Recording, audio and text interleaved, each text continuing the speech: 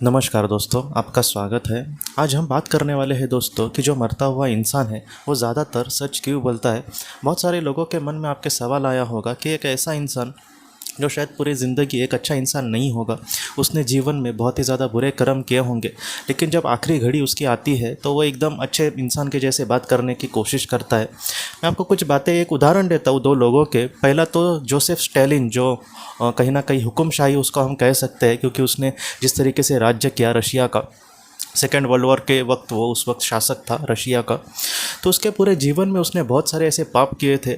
बहुत बार ऐसे जो लोग होते हैं दोस्तों, जब वो सत्ता में नहीं होते तब वो कुछ अच्छा मैं देश के लिए वगैरह करूँगा ऐसे बात कहते हैं, लेकिन जब सत्ता में आ जाते हैं तब बाकी लोगों की तरह ही वो मतलब पैसा खाना, खुद के बारे में सोचना, लोगों के साथ बुरा करते हुए ऐसे कुछ भी नहीं लगना। तो इस तरीके से उसके साथ भी हुआ था।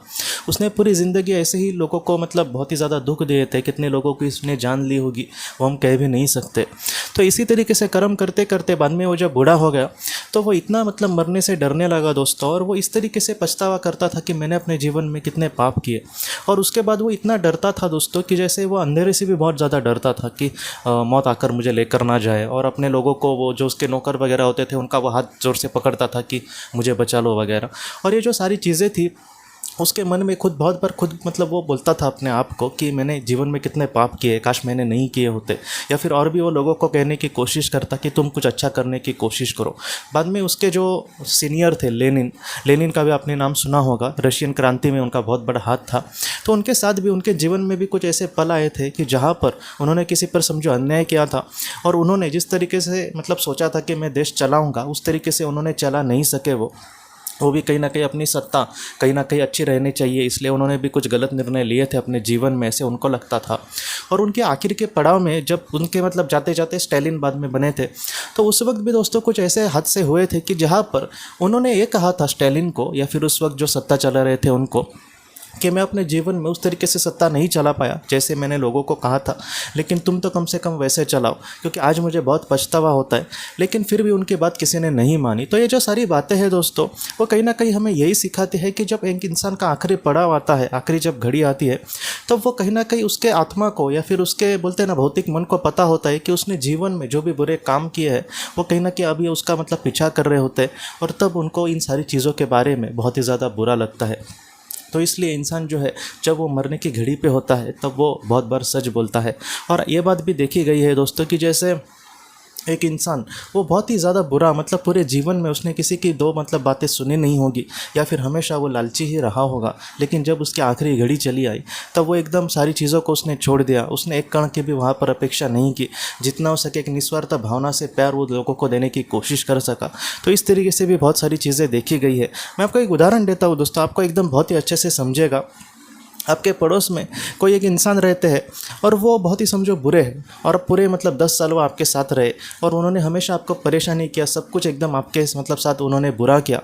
लेकिन जब एकदम जाने की घड़ी आती है और अब वो 10 मिनट में चले जाएंगे, ऐसे वक्त में वो जो 10 मिनट है दोस्तों, वो जो इंसान है पड़ोसी, वो भी आपसे बहुत ही अच्छे से बात करने की कोशिश करेगा और आप भी उससे अच्छे से बात करने की कोशिश करोगे।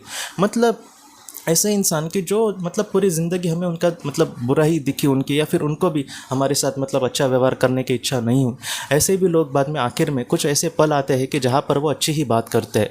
मैं आपको सच बोलूँ तो ऐसे लोग जब आत्मलोक में मिलेंगे तो वो भी वहाँ पर बहुत ही अच्छे से हमसे बात करेंगे। ये जो बात है, मैं आपको सच बोलूँ तो ये बात आपको कह रहा हूँ क्योंकि इसके पीछे की जो बात है वो बहुत ही ज़्यादा महत्वपूर्ण है। क्योंकि जो आत्माएं हैं वो एक दूसरे से इस तरीके से ईर्ष्या नहीं करती, वो एक दूसरे से इस तरीके से नहीं झगड़ती। इसलिए जो आत्मा का मूल स्वभाव है वो एक ही जैसे एक साथ रहने के मतलब जैसे होता है, लेकिन पृथ्वी पर उसका जो भौतिक मन है उस आत्मा पर बहुत ही ज़्यादा मतलब अपना प्रभाव डालता है।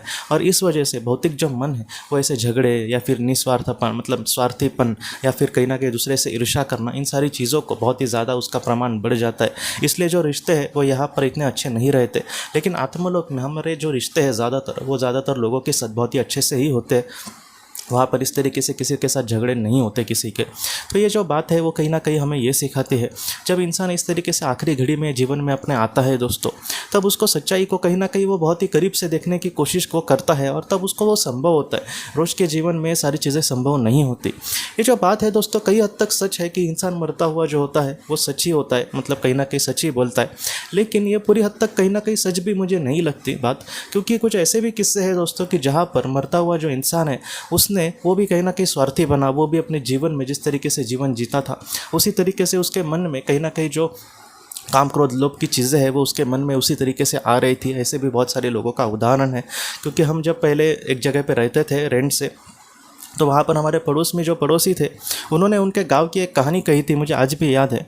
उन्होंने कुछ इस तरीके से कहा था कि उनके गांव में एक इंसान रहता था, और वो गांव का जो मुखिया होता है उस तरीके से वो इंसान था। मतलब पैसे वो लोगों को वगैरह ज़रूरत के समय देता था और बहुत ज़्यादा उसका सूद लेता था। लोगों के जो गहने वगैरह है वो गिरवी रखने की मतलब रखता था, और कभी कभी वो उनके मतलब गहने खा भी जाता था अगर उन्होंने पैसे नहीं दिए। तो इस तरीके से उसने हमेशा पूरी ज़िंदगी लोगों को लूट के ही रखा था।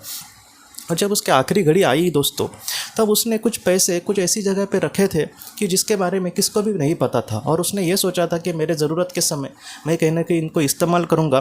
क्योंकि धीरे धीरे दोस्तों जब वो बूढ़ा हो गया तब अपने बच्चों पर और अपने बहू पर भी उसका मतलब ज़रा भी भरोसा नहीं था। धीरे धीरे क्या हुआ दोस्तों, जब उस इंसान की आखिरी घड़ी आई तो वो कुछ बोल भी नहीं पा रहा, उसके मतलब मुँह से शब्द भी नहीं आ रहे थे। और उसकी जो वाइफ थी वो समझ गई कि ये कुछ कहने की इस तरीके से कोशिश कर रहे हैं, और वो हाथ दिखा रहे थे कि वहाँ पर कुछ तो है। और उनकी बीवी ने कहा कि यहाँ पर इन्होंने पैसे छुपा के रखे, शायद उनका जो मन है वो कहीं ना कहीं उस चीज़ में अटका है, इसलिए वो पैसे जल्दी से निकालो और उनको दे दो। तो क्या हुआ दोस्तों कि वो पैसे जो थे दोस्तों वो बहुत सालों तक वैसे ही रखे थे, इसलिए वहाँ पर मतलब कीड़े भी उन पैसों को लगे थे, और वो कीड़े कहीं ना कहीं उस कागज़ को खा रहे थे। और क्या हुआ दोस्तों, वैसे ही पैसों की जो गट्ठी थी 3-4 गट्ठियाँ वो उनको ली और उनके छाती पर जब रखी तो अब उन्होंने ज़ोर से उसको ऐसे पकड़ लिया, और उसके बाद उन्होंने अपने प्राण को छोड़े दोस्तों। तो ऐसे भी लोग हैं जो माया में पूरी तरीके से जीवन में अटकते रहते हैं, उनके आखिरी घड़ी में भी वो इन सारी चीज़ों से परे नहीं चले जाते। तो इस तरीके से कुछ चीज़ें हैं, हम हमेशा ये नहीं कह सकते, लेकिन 90% तो यही देखा गया है दोस्तों कि बुरे से बुरा भी इंसान है वो आखिरी समय में कहीं ना कहीं सच बोलने की कोशिश करता है। इन सारी चीज़ों से हम कहीं ना कहीं यही सीखे कि जो आत्मा का असल गुण है दोस्तों, हमारे और आपके सबके आत्मा का जो असल गुण है वो निस्वार्थीपन है, वो काम क्रोध लोभ से एकदम पूरी तरीके से परे है। इसलिए जीवन में आखिरी पल में इस तरीके से बदलाव हमें आना, उससे अच्छा है कि हम अभी इन सारी चीज़ों को सीखें, अभी हम जितना हो सके अच्छे कर्म करें। ऐसे पल हमारे जीवन में कभी भी नहीं आए कि जो हमें मतलब पछतावे में मतलब उसमें डूबने की कोशिश करें। मैं आपको ये क्यों कह रहा हूँ, क्योंकि जो ज़्यादातर मध्यम स्तर की आत्माएं अगर उनके हाथों से कुछ बुरा हुआ या फिर अपने जीवन को वो बहुत ही अच्छे से समझो नहीं जिए, तो ऐसे जो पल है वो उनके मतलब वो जब इस दुनिया से चले जाएंगे तब वो बहुत ही बार मतलब पछतावा ही करते हैं कि अरे अपने जीवन में मैंने कुछ भी अच्छा नहीं किया। तो ऐसे जो पल है हमारे सामने कभी भी ना आए। जितना हो सके आज हमें ये सारी चीज़ें पता चल रही है, जो सारा ज्ञान मिल रहा है, तो उससे हम कुछ अच्छे करने की मतलब कर्म करने की कोशिश करें, और जीवन में मतलब पूरी तरीके से हम जीवन का सार्थक करें, जीवन के उद्देश्य को पूरा करने की कोशिश करें। उसके लिए हमारा रोज का कर्तव्य करना, जीवन में कुछ अच्छा सीखने की कोशिश करना, निस्वार्थ कर्म करने की कोशिश करना, ज़रूरतमंदों को कुछ देने की कोशिश करना। इस तरीके से अगर हम जीवन में कुछ अच्छा करते हैं तो हमारे आत्मा का जो विकास है वो बहुत ही अच्छे से हो सकता है। और अगर आप ध्यान करेंगे दोस्तों तो जिस तरीके से हमारी आत्मा सोचती है उस तरीके से धीरे धीरे हमारे विचार आने लगेंगे। इसके लिए बहुत समय लगेगा, एक बहुत ही ज़्यादा उसके लिए साधना चाहिए, लेकिन फिर भी हम शुरुआत तो कर सकते हैं। तो इस तरीके से ऐसी जो बातें हैं दोस्तों वो हमें आत्मलोक का जो जीवन है उसको समझने में और बहुत ही अच्छे से कर्म करने में और अपने जीवन का उद्देश्य पूरा करने के लिए बहुत ज़्यादा मदद कर सकते हैं दोस्तों। तो दोस्तों हम अपने अगली वीडियो में किसी नए विषय को लेकर मिलेंगे। तब तक आप अपने परिवार का ख्याल रखना। आपका बहुत बहुत धन्यवाद। ज़िंदगी की रोशनी ये एक कंसल्टेंसी है जो ऐसे लोगों को मदद करने की कोशिश करती है जिन्होंने किसी अपने को खोया है या फिर जो लोग अपने जीवन में बहुत ही ज़्यादा दुखी है। जो लोग इस संस्था के साथ जुड़ते हैं उन्हें पास्ट लाइफ रिग्रेशन की ऑडियोज़ भेजी जाएगी, जिससे घर बैठे वह पास्ट लाइफ रिग्रेशन का अभ्यास कर सकते हैं। और उन्हें 5 मेडिटेशन ध्यान की भी ऑडियोज़ भेजी जाएगी, और इसके साथ साथ उन्हें PDF किताबें भेजी जाएंगी जो हिंदी और अंग्रेज़ी में है, जो मोबाइल पर या फिर लैपटॉप पर आप उसे पढ़ सकते हैं। और 10 ऑडियो बुक्स भी आपको भेजी जाएंगी। तो दोस्तों अगर आप इस संस्था के साथ जुड़ना चाहते हैं तो कृपया इस नंबर पे व्हाट्सएप मैसेज करें। आपका बहुत बहुत धन्यवाद।